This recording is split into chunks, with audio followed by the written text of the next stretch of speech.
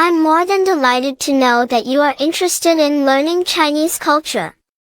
From my perspective, Chinese paper cutting is a good choice.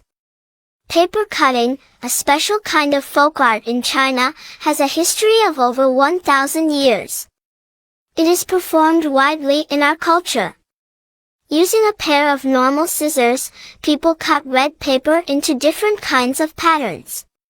It is because people regard these animals as the symbol of good luck, health, and wealth.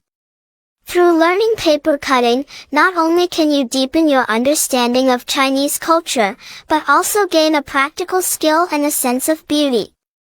Besides, you can make your house more beautiful by sticking these works of art onto the windows. All in all, it is a meaningful way to maintain traditional culture. I sincerely recommend that you can have a try at making it.